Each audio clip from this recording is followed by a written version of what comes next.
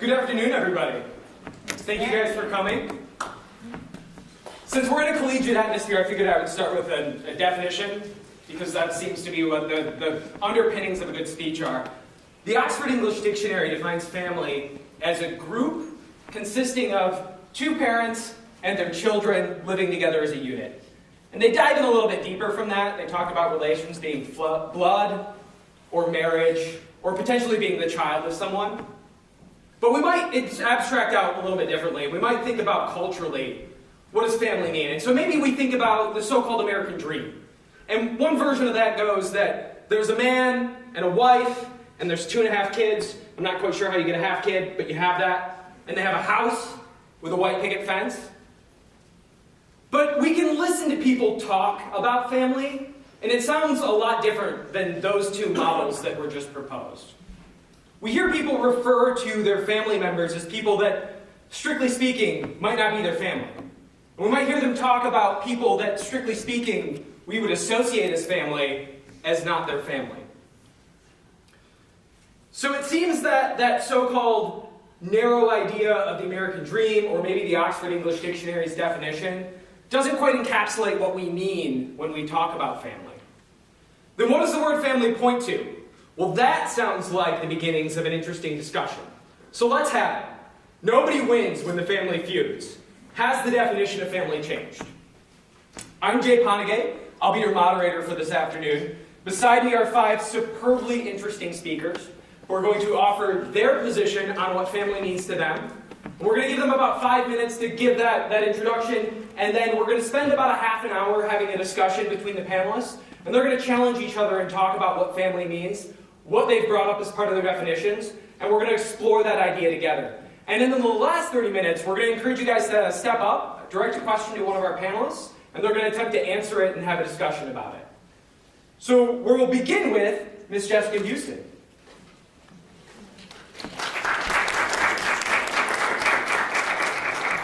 My instinct is to grab this. Yes. As Jay said, I'm Jessica Houston. I am the student ombudsman here at Jackson College. I've been here about 5 years. And alluding to how family was defined, a lot of people think of family in terms of what's considered biological and nuclear, like parents and siblings. Sometimes they'll venture off to extended with, aunts, uncles, cousins, grands, those type of things. But for me, family is a word that I use for the people I love and care about most. And biology is really inconsequential in that. I consider my close friends my family. What people would consider nuclear family in terms of my parents and siblings. My mother's been married twice. My dad is still married to someone else. So even in my small nuclear family, we're very blended, and that doesn't fit in with the traditional definitions. Thank you, Jessica. Okay, so my name is Jen Fiero. I am a reference librarian here at Jackson College. I kind of really fit into the whole stereotypical American dream and the Oxford English definition family thing. So I have been married for 10.5 years, and I've been dating my husband, and I have been together since we were 16. So we just kind of turned the curve where we've been together longer than we've been apart. We have one son who's 4.5, and my experience with family has been very traditional. My parents are still married, and I was raised by the one mom, the one dad. I have one sister. There's no half. We have pets. So my definition of family includes, my parents, my siblings, and my pets, of course, because I definitely anthropomorphize animals for sure. And so I've been in contact with my blood relatives growing up. I was definitely closer with my dad's side of the family growing up, but my dad's parents are still together. My mom's parents were still together. When I got married, my husband's parents are still married, and he has this huge, giant, extended family. His parents are each from very large families, so I kind of married into this giant He has like 50 first cousins or something like that. So I went from, my mom and dad come from very small families, and then there's like this giant extended relative thing. So my parents' friends who were very close, who might have been closer to them than their quote unquote, like their blood siblings, they were never referred to as like, oh, that's your aunt so-and-so, or your uncle so-and-so. No, that was always just my parents' friends. So I definitely grew up with that kind of distinction drawn, that, you're related to people who are related to you by blood or by marriage, and then that's about it. That's been my experience. So for me, my definition of family still is those who are closest to me, but they are related to me by blood or by marriage. So, however, I would say that there's some like extended family that I don't necessarily consider family, but I do consider relatives. So for me, your family are people that are related to you, so they are your relatives, but your relatives are not necessarily your family, if that makes sense. Square is a rectangle, rectangle is a square. So that kind of really encapsulates my personal experience with family and how that I've defined family for myself. And Thank you, Jen.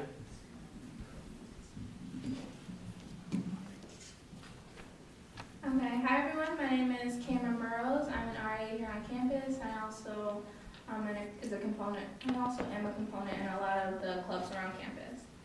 Okay, to me, I think family, I came from a very untraditional family. My parents, I'm sure they were never married. I have two other siblings that are completely blood related, meaning I have the same mother and father as them. And for a long time, it was just me, my mom, and my two other siblings. My mom remarried, and I got a whole bunch of other people. I was really kind of shy about it at first because I'm so used to having a small family. I was so used to having us four. Us four, we went places, 4 seats in the car, 4 everything. But then I got a bunch more family, and with that family came more openness to accepting other people who weren't blood related as family. As I was saying, my father wasn't really in my life, but I do have siblings who I kind of grew up with a little bit who were on his side, not related to my mom whatsoever, but she took them in, even when my dad wasn't there. She took them in because she saw a need, and so I had half siblings on my dad's side living in my house. There were 4 of them, and there were 3 of us, and my mom was a teacher, and so we were just all kind of smushed together, all just living in this house, and they were family to me, but in a way they didn't act like they were family. They acted as if they felt like they didn't belong in our house because neither of their parents were there. And that kind of gave me a negative view on, having a large family, having blood relatives, having people that are not my 3 little safety net, small 4 family. So when I got all these new people in my step family, I was so mean. Honestly, I just rejected all of them. I was like, nope, not gonna deal with you, not gonna deal with you. But they really did teach me how to have a family. So I have, I wanna say, so many not real family from that family, but they're such real family to me. My stepdad is very social. He's that guy you see in the supermarket who turns around and talks to people and is like, how's everything going? He's such a dad. And so he has so many friends, and all of those friends come over whenever we're around. Before we lived in Michigan, we would come to Michigan, and I'd get a flurry of, oh, this is my friend, Uncle Steve, Uncle Stanley, Uncle Kurt, and these people aren't related to me. These are just people he grew up with in high school, but they are related to me in the fact that they love me so unselfishly, so unconditionally. If I need literally anything, I could call my Uncle Stanley, and be like, listen, I'm stranded. Like, I need a ride. I don't want you to tell my parents. Like, and he's in Ferndale, and he'll drive up here. He'll come and get me. Like, I know he will. His kids are my cousins. I know them. I love them. I support them. So to me, even though it was hard for me a little bit to open up to the prospect of having new family to me is somebody, I mean, not somebody, but it can be anybody, a group of people, because I got a whole group at once, and sometimes that just happens. But they're people who love you unconditionally and unselfishly, and they help you to identify and accept yourself. That's what I feel like is important about family. It's not only they're there for you and you're there for them, but it's also them being there for you in a way that you're saying, this person built me up. Like, this person, I can contribute. I'm so caring because of this person. I can contribute that I have this funny thing that I know that I do that I get from my uncle, who's not even my uncle. I get it from him because I hang around him way too much, you know? So family is just, what did I have here? I have family. My family personally is just a modge podge of different, you know, people, just random people that aren't my family. Blood relations, different families. Because once you get one person, you get their whole family. Now they're coming over to your grandma's house and they're sleeping on your couch. And that's cool, because they're your family now. Different races, different opinions, but when all this comes together, you get a new definition of what family and love are all about. Thank you, Camryn.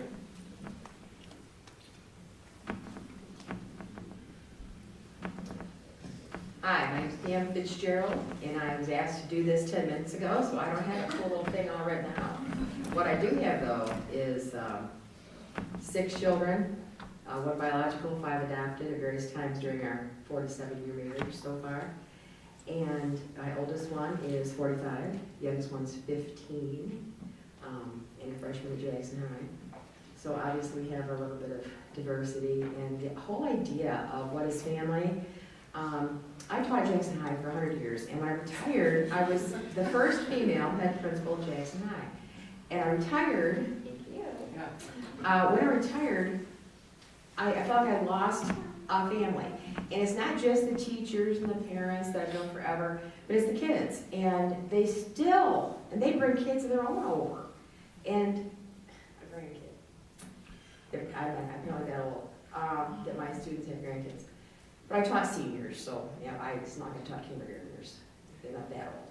Anyway, they'll come over and have dessert on Thanksgiving. We lived on a farm out in Concord for about 20 years, and of course, when my kids are Jackson High, I'm 5 generations of Jackson High myself, and my kids are 6th generation. But all these kids lived in town, hadn't even seen a real horse. Our oldest daughter is our biological daughter. Is also a teacher, which is kind of interesting. But she also is administrator of EduStaff now. Anyway, her husband, before he was her husband, he played for the Detroit Pistons. And he had always lived in Lansing, then he went to Eastern, then he lived in Detroit. And he came out to our farm and he said, this is like a real farm. Like what I went to in 3rd grade on a field trip. And I said, yeah, it is. Very different. My family is ethnically diverse. Our 3 youngest children that we adopted, if you want to hear the story, I'll tell you, it's a long story, but how we got all 5 of them. There's a really weird story for all 5 of them. Anyway, the idea of family to me is usually someone whose socks are in the laundry, and I probably don't know who they are. But my husband always said I was always taking in strays, people, animals, whatever, at the farm. And then I came home one night from a meeting, and upstairs on the 2nd floor, the light in the spare bedroom was on. I thought, I left the light on. I thought, well, I vacuumed this morning. Maybe I did. I went, and my husband said, Trina's here. Is it Trina? My Trina? One of my students, you know. And he said, yeah, she called. Her parents kicked her out. When we were taking her clothes or anything with her, so I picked her up and took her to Myers and got her some clothes and brought her home, and she's upstairs. I thought, don't you talk to me about strays. But that's family. Anybody who needs me, I consider my family. I worked at CSS now for 6 years. And those people are my family, and those kids and those students, some of them are my age, I guess, not kids, but are my family. Family is a group of people or a person, whatever, who gives one another unconditional love, unconditional positive regard, kind of like grandma and grandpas do. I grew up in your kind of family. My mom, my dad, my one stupid brother. He was 5 years younger than me, now he's great, but when I was 15, he was 10, not so much.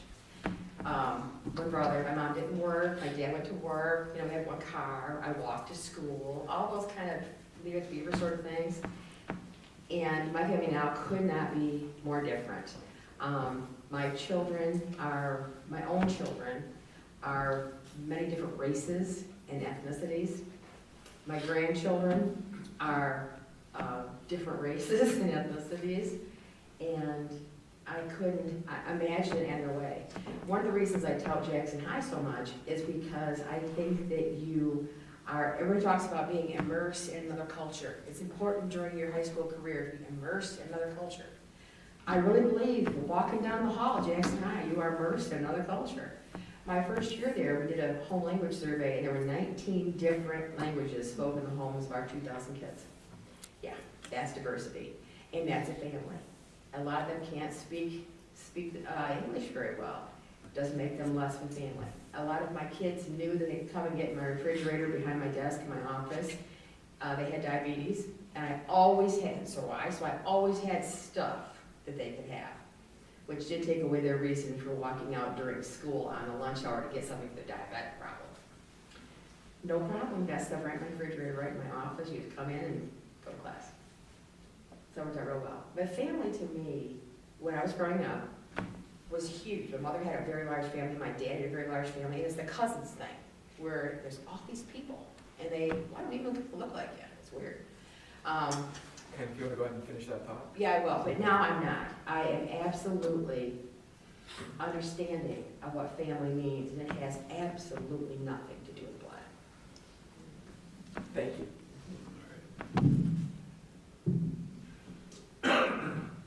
Bear with me, I'm dealing with allergies, and I typically don't speak with notes, but allergy meds, I'm trying to stay strong here. All right, hi, my name is Todd McMillen-Oakley, and I am the chair of the Liberal Arts Department here at JC.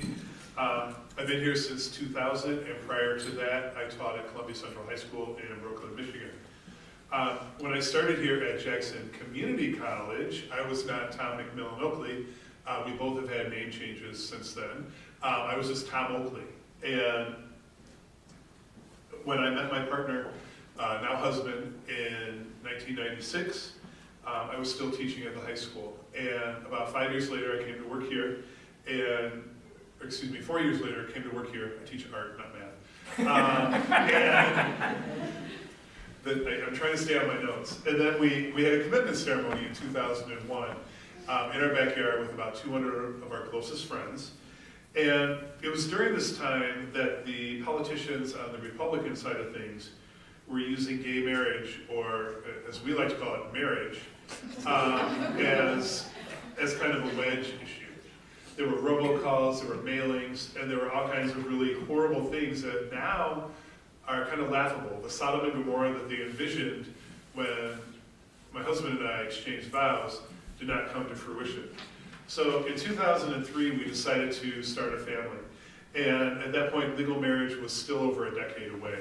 And we decided that with both of us being teachers, we knew that sometimes kids had different types of families that come in, but we wanted to make sure that if we did have kids, everybody would have the same name.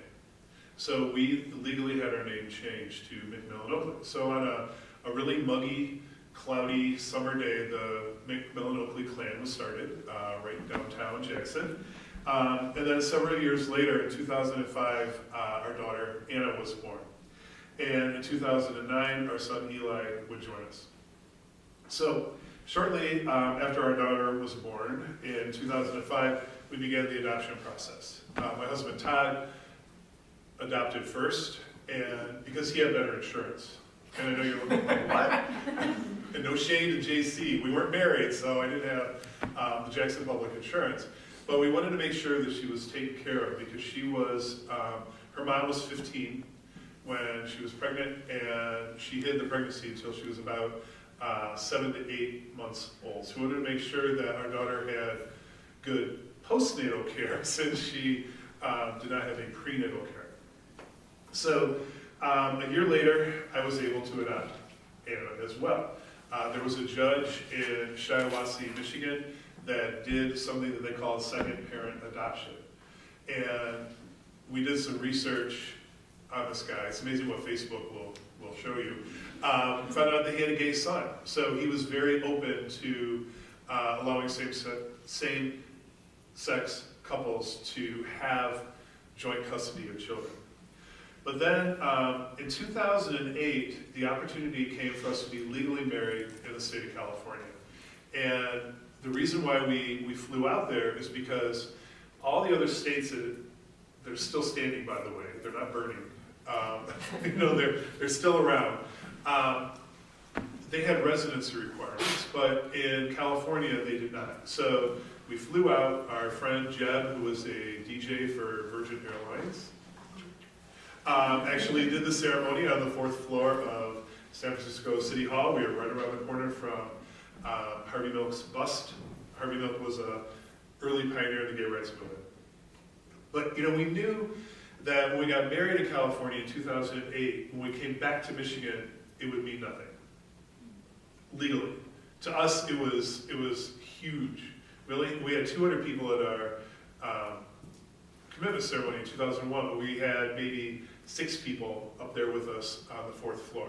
But to us, it was a very important day. And we wanted to show our daughter that family was important. Both of our parents have celebrated their 50th anniversaries. They're all 4 of them are alive, and they're moving on to their 50. You said 47 years? Congratulations, that's awesome. So, but in 2008, legal challenges came from a variety of political and religious groups, and Proposition 8 came up, and that stopped the procession of, or the marriages in California, and it threw the status of our marriage into question. And it wouldn't be for a couple of years, as it wound its way through the courts, that we would actually find out that, yes, we're still married, legally. During this time, our son was born, and then about a year later, from foster care, we adopted him. So if you're keeping track, Todd and I, my husband, are legally married. We have a daughter who we both have legal custody to. We have a son who is legally related to our daughter, but to me, nothing. I mean, it's my kid, but legally I had no right to him. I couldn't take him to doctor's appointments. I couldn't take him to anything that involved parent or guardian because I did not have that legal thing. Time if you want to wrap that Sorry? up real quick. If you want to wrap that up real quick, Yep, I'm for getting 5 there. minutes. So, but flash forward to 2015, the Obergefell and Hodges case was ruled on, and gay marriage became law of the land. And we went down to the courthouse and started a petition. So now we are one big happy family. Not always happy, but we're one big family. I did write a book about it, by the way. It's available in our library. It's called Jesus Has Two Daddies. If you have questions about that, bring it forward. But I'll end by saying, love makes a family for sure, but it's nice to have the law on your side as well. Thank you. Thank you. One of the things that I noticed that a couple of you guys agreed upon is that, and Camryn and Tom, you guys both, I think, or Camryn, Pam, and Tom all said this explicitly, is that you mentioned a concept of unconditional love. So I was hoping that you guys could maybe get this conversation started by talking about what that unconditional love, or another thing that you said, Camryn, was that they love unselfishly. Talk a little bit about that, what that means, and how that bends into your definition of family.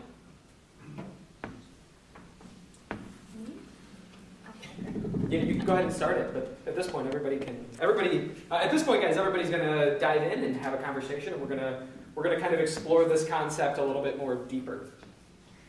Okay, when I said, that's so close. When I said unconditional love and unselfish love, by that I mean you can have family in your life that says they love you.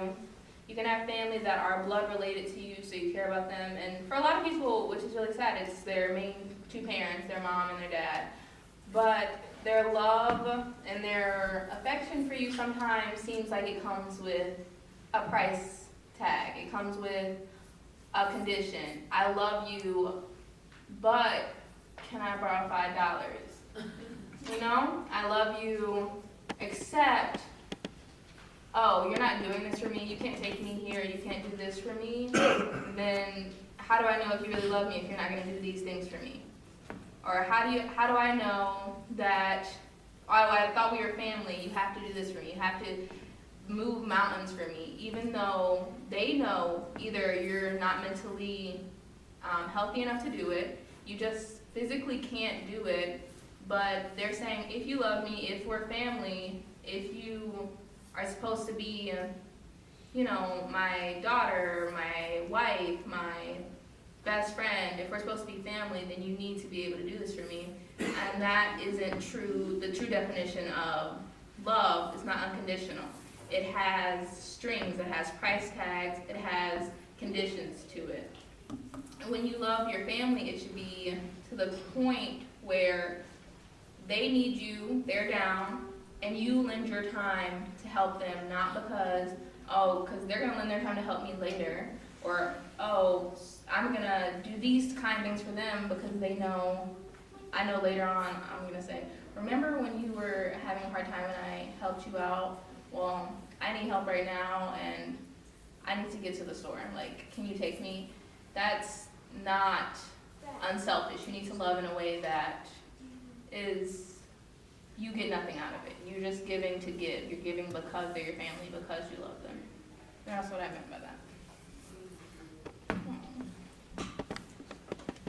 I think Pam and I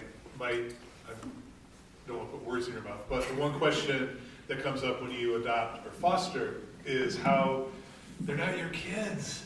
Yes, they are. How can you love them? You didn't procreate. It's like, all right, but I love my kids dearly, and that's the unconditional love. Our daughter, we were both in the delivery room. I cut the cord. I released Anna into the world. I'm sorry. And then our son, coming to us from foster care, we missed out on a whole more than a year of his life, but that was a lot less diapers that I had to change, and a lot less getting up in the middle of the night to feed him and do all that stuff. So it's that unconditional love. If a kid needs you, if a parent needs you, or an uncle, we call them gunkles. Those are gay uncles. All of our friends that hang out that aren't really related to us are gunkles for our kids. Yeah, it's just, kids need love. That's all they need. Pam, did you ever have a tension between, you said you had one biological child and four adopted or five? Five adopted. Did you ever have a tension in between the adopted children, I should say, and your biological child? Did they ever have Oh, issues? absolutely not. No? In fact, what's interesting is our daughter, married the basketball player. Okay. They have 6 children. They had 5 boys, and of course each time praying for a girl. And then this little girl, who had been around their house forever, one of their oldest son's best friends from kindergarten, she had been adopted. The people who adopted her were horrible to her, but they wouldn't release her for Sean and Charles to adopt her because they got money for her, okay? So the day that she turned 18, we all went to the courthouse and Sean and Charles adopted her. So she, there's just no way. So the one who is the biological one is the one who adopted this girl when she was 18. Okay. And no, the problem really is I had more fighting between Shauna and Chad, don't you think? Shauna's our oldest, and Chip's our first adopted. We adopted him when Shauna was 7. And she asked me one time so nicely, don't you think we should take him back to his family? He's been here a while, because Because she was 7, so she was only child forever. And then my 3 younger ones are biological through their mother, same mother, different dads. And they argued a lot. They're 25 and 21, but Moshe. Yeah. I think it's universal that siblings fight. Yeah. And yeah, and the thing is that our daughter we adopted when she was 10. Her name is Jenna. And she's an amazing little child, but she looks exactly like me. And it's the funniest thing because she was actually at Meijer buying groceries. She now has 3 little kids and she's married and she does half her work in Germany and half here. But the boy went up to her and said, I don't want to be rude, but do you know Pam Fitzgerald? And she said, yes, why? You look so much like her. She was my English teacher in high school. She said, well, she's my mom. Now the catch to that is, I'm not her biological mom. That's the catch. And sometimes I absolutely forget who was it up and who wasn't. You know, it's like, oh yeah, shit. He was, you know. So he's got blue eyes like Dad. Somebody said, you got blue eyes like Dad. Oh, that's right, he was adopted. So it does take a bit. I mean, if you really, really, really make a family, then there is no distinction. Okay, absolutely. Can I say something about that? Please. I don't know if my voice is that loud. Oh my gosh, I'm so sorry, guys. Okay, the only thing I wanted to say about that is, like, people say that, like, once you hang around people enough, you start to resemble them in the way that you look and the way that you act, and I find that really interesting because I get that a lot from my stepfamily, and my cousin, Surprise. Jessica Houston. Jess is our cousin. I'm part of that weird group she just got randomly. The bizarre. That's me. That's me. That is her. And when I tell people Jess is my cousin, they're like, yeah, I see that. Like, I've always thought that, like, because you guys look so much alike. Like, I see that in your face. And I'm like, no, you don't, but like, nice try. I get that we look alike, kind of, because, like, that's your family. I like the fact that people think I look like my family. I think that's so fun. I'm with my whole little step family, not little, but you know what I mean. I'm over there, and our families come from the same place. They're both a little Creole. So we just kind of resemble each other, and, you know, no one even knows. No one's going to know, because you treat them like family, you look like them, you're all family, no one can guess. It's a secret. When people find out, everyone's always so surprised. That's all. You also just feel so good looking, you know? So I just wanted to talk a little bit about my in-the-home family. So I've been married for 5 years, and we've been together for 13 years, so since we're in high school, and we've been parents for almost 2 years, up until January. Camryn was living in my home while she was taking classes here, but now she's an RA, so she's got a super important job that requires her to live on campus. But we also are fostering my husband's brother with the intent to adopt. So that's an interesting dynamic because they are siblings, but now we are also in the parent role, and there's a significant age difference because he's 12 and we're older than that. And like I said, we've been together 13 years, so we have been dating since before his brother was born, so we've always been indirectly in his life, but because of personal choices that my mother-in-law made, their relationship was a little distant. So just trying to navigate sibling and parent at the same time, also going from 0 kids to Camryn as an adult kid, kind of, and then adding a 12-year-old, and then Camryn moving out. And so my in-the-home family, like I said, is really non-traditional and not necessarily biological or what is typically seen as family. It's just been shifting and shifting, and I love everybody that's been in my house unconditionally, and I wouldn't change it for anything. So it seems like the majority of you have entered into either an adoption or a foster relationship. Jen, you sort of stand alone from that. You, in a sense, are representing our more nuclear view. So would you talk a little bit about how that's been a different experience for you versus what you've heard everybody else talk about? So, I guess I don't disagree with anything that anybody has said. It just hasn't been my personal experience. So my personal definition doesn't include that. I did draw the distinction between relations and family, just because there are certain relatives, especially on my mom's side, that I'm just not close with, and who I don't have that unconditional love relationship with, because I definitely think that is a huge part of it, like you said. And I am extremely fortunate in that I do have that unconditional love relationship with my my biological birth parents, and with my in-laws. I have a fantastic relationship with my in-laws as well. In that way, that's where I do have that as part of my definition of family. It just happens for me that they are biologically and blood related to me. That doesn't mean that in the future that might change somehow, but at this point, that's where I fall on that. But I do have, definitely. So for those of you who don't know, I was on Jeopardy 5 years ago and I won twice. So I got some money with that, and I had some relatives come out of the woodwork on Facebook. They're like, "Oh, hey Jen, how you doing? I haven't seen you in forever." And I'm like, and at first I was like, "Oh my gosh, like I haven't seen you in forever. That's so," and they just wanted money. So that was a little bit like of a downcast to me, because I'd always had my cousins and whatnot have always just wanted to have a relationship with me, and to have someone want to take advantage of the relative and relation thing, and not be in a loving sort of wanting to be my family sort of thing was very jarring.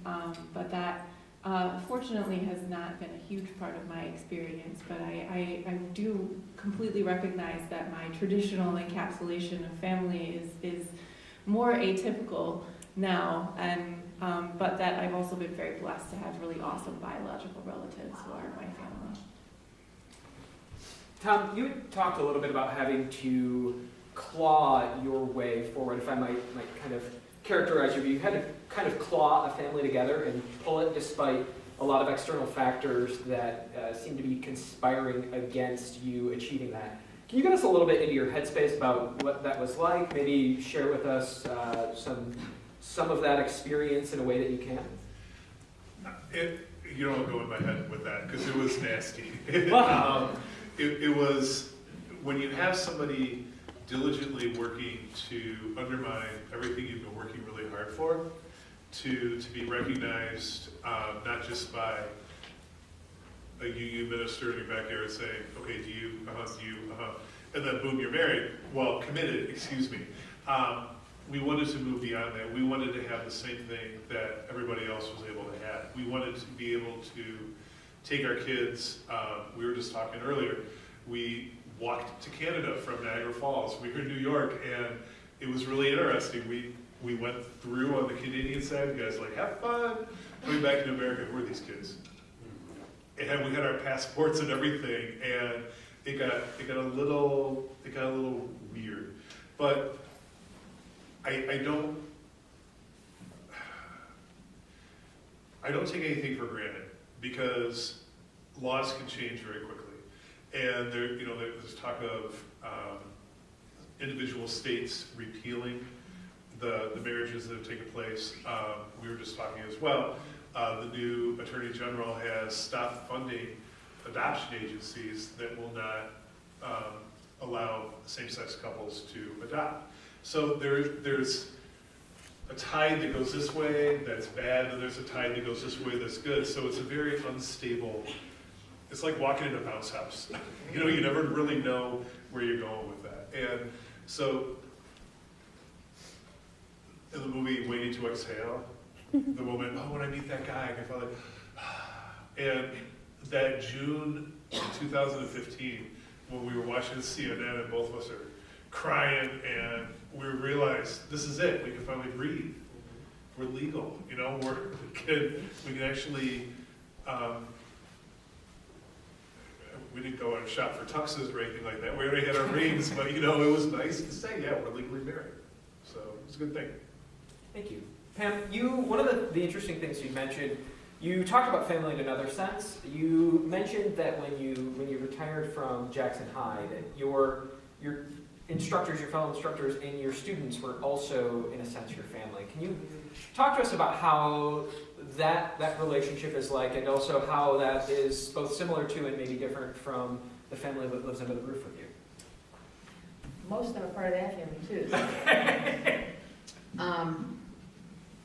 I really, really, really love children. Really love children. And I enjoy them.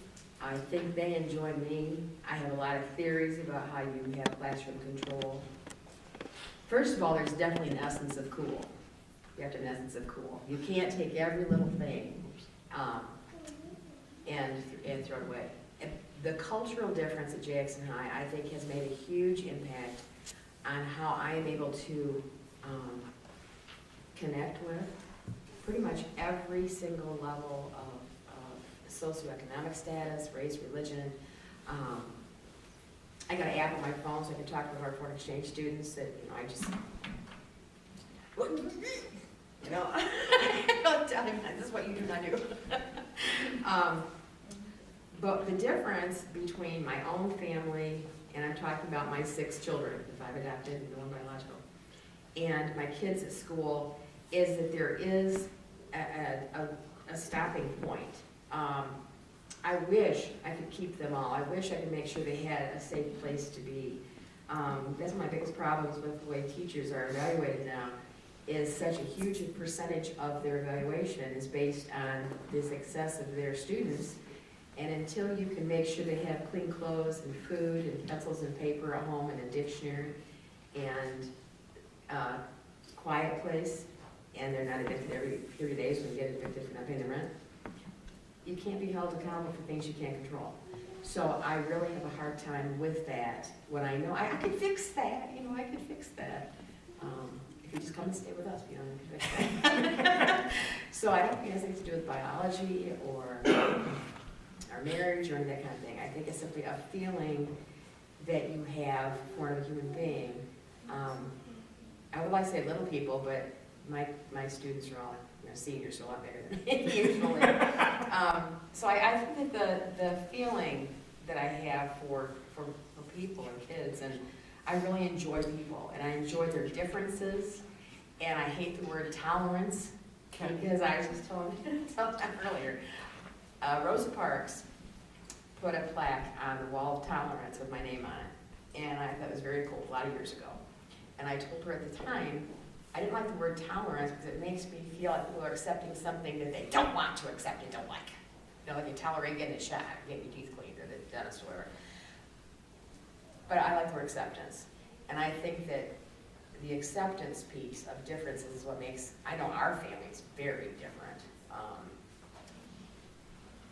The differences add a lot of color, in my family literally, but a lot of color and interest and just fun to a family. Thank you.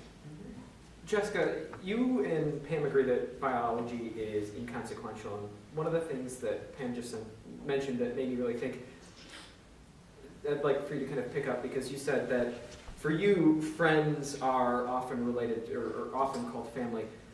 Do you think that technology has broadened our definition of family? Does it enable us to conceive of family in new ways because we can do things like use apps to communicate with people that we haven't in the past?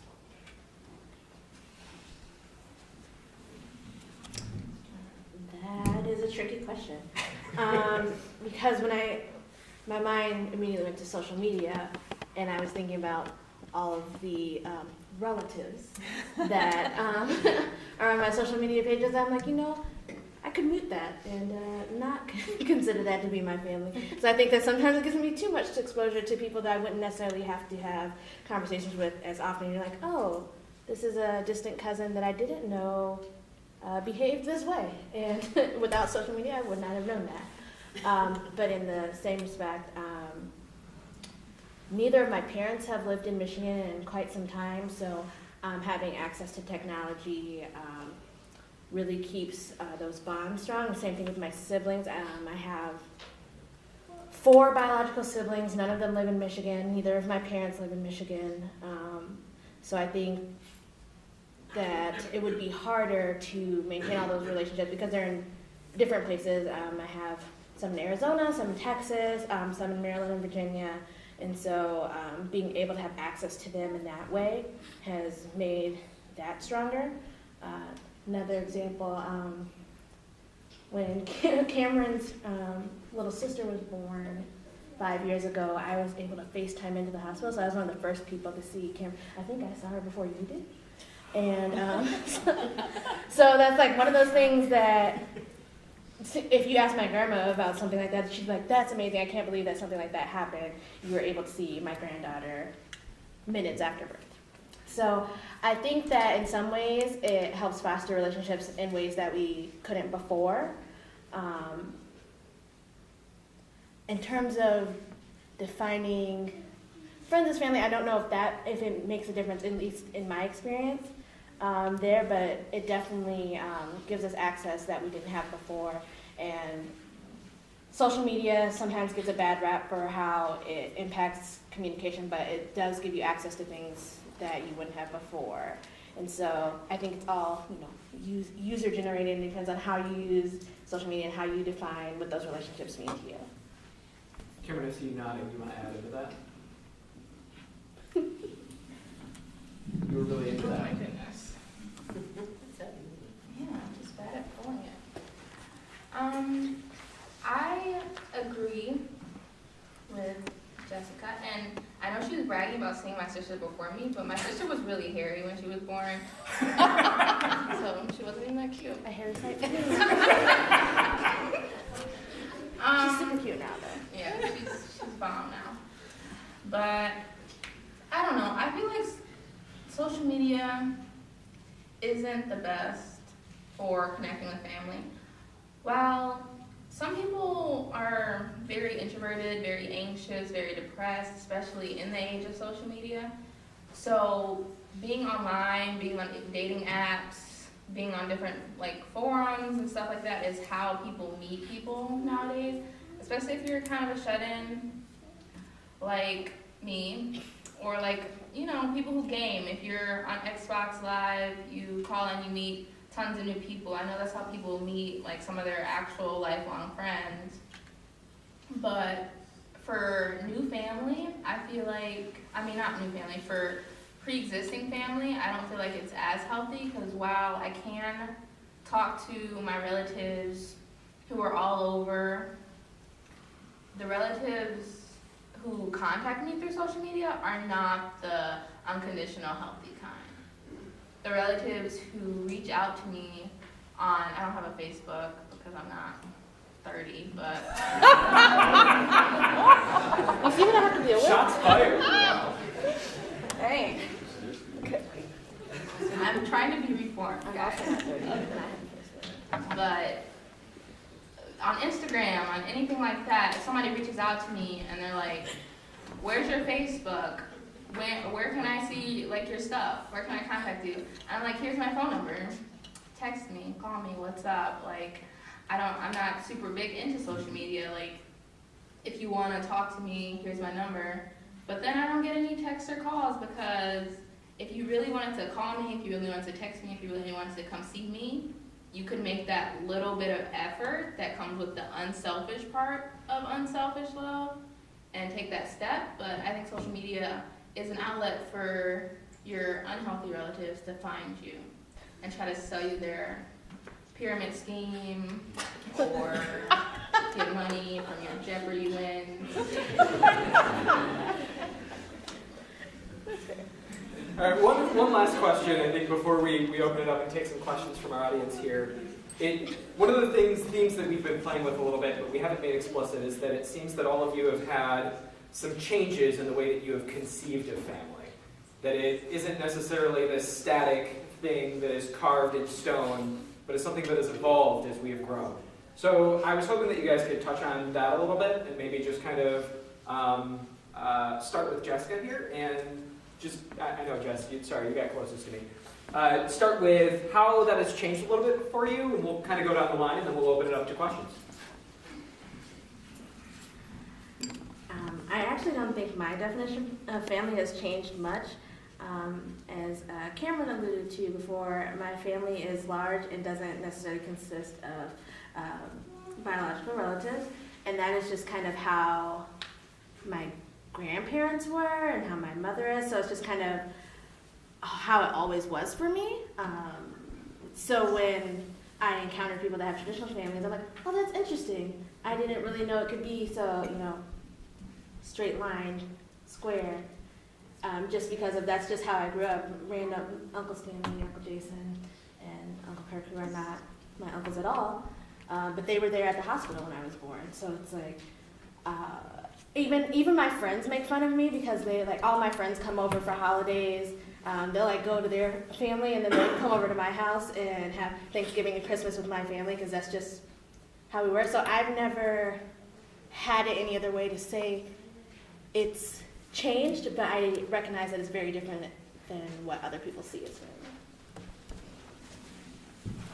So I think just in the course of being involved with this panel, after we decided to choose this as a topic, and I'm like, well, I'm the traditional one, which is weird to me. But anyway, my concept of family, I realize, is fairly traditional just in the overall discussion here, and my drawing the line between relatives and family is something that came out of a discussion with Jay and Jessica.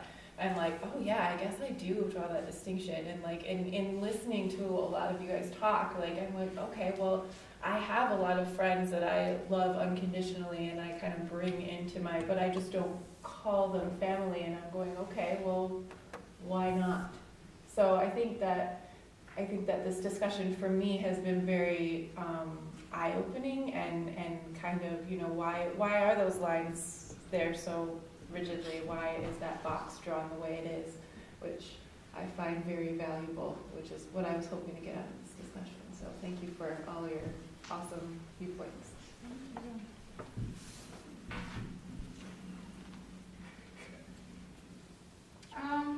So I think everyone on this panel is very different in their views of family and their family experiences. I 100% juxtaposed to Jess's family experience. My mom is very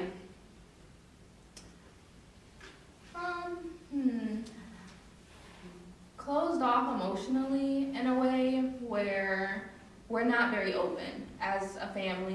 When it was just me and my little pack of four, we were very closed off. We were raised with the concept of don't speak to your neighbors, don't talk to that person, you don't know them, don't approach that person.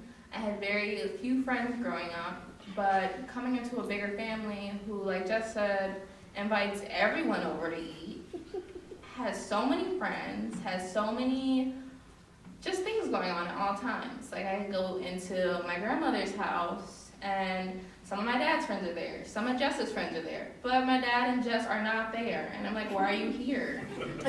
They're just there to see my grandma and get food. And everyone's friends. I have to be open to making friends that are more than just friends, but inviting them to my family, introducing people to my family and saying, hey guys, come on, this is my mom, my siblings, we're all cool, you can come and hang out with us. That concept for me is amazing, the fact that family can be as big as my family is now. So, if anything, my perception of family has completely flipped over the opposite side of the spectrum. I mentioned before, I grew up with my mom, dad, and my stupid brother. And one dog, no cats, I don't like cats. So it was very, very traditional.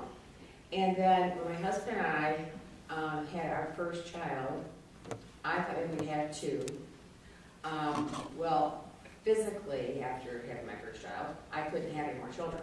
So we thought about it for a long time and went through all that fertility stuff you go through when you're that age. And, I thought, why would God not want me to have another baby? I'm a really good mom, and I like kids, and I've got enough place for them, and things like this. And then my husband and I decided to try foster care. And I said, I think this will let us know if we can love a child that is not biologically ours before we bring somebody into a situation that turns out to be horrible. So it wasn't much later, and Chad came to our house. And he was 6 weeks old, bright red hair, blue eyes, dimples. And they put him in my arms, and I knew in my heart that kid was never leaving. And he's 41, and he's really obnoxious. But my husband, he said, that's why God didn't let us have any more kids. And I probably wouldn't have adopted several. I would have just kept having more kids. So I do love that very much. My mother was like your mother. This is my family. We have 2 children, the dog. This is it. And she came from a large family. My grandma was much more like us, where everybody in the world was living in her house and where they were, but there wasn't why you'd see it again. You know, that kind of a thing. So it was a very different situation. My mom kept saying, why do you have all these children? Oh, you're on, excuse me. Our friend Michelle sent us a holiday card that said, friends are the family you choose. And for those of us who have been, and this is not the case for me, back in the day, yes, my family did not accept the fact that I was gay. But I think for some people, living in a dorm situation, or being roommates in college, that becomes your family. But then the author and comedian Dan Savage, in his book, The Kid, which is one of the things that really got us thinking about adoption, because there were a ton of books out there about women having kids. A lot easier, because you got the easy bake oven that makes it happen. We don't have that stuff, so. But we got the book, The Kid, from the library, and my husband was sick one day, and I come home and he's crying, and he's like, you gotta read this. And one of the things Dan says in the book, a celebrity named Drug, he is a friend of ours. He and Terry and DJ, their son, they're awesome people. But he said there's a difference between your biological family and your logical family. And he said the logical family are the people that you choose to surround yourself with. The crazy aunts, uncles, and cousins that you have muted on social media. And by the way, this is going to be on YouTube. So,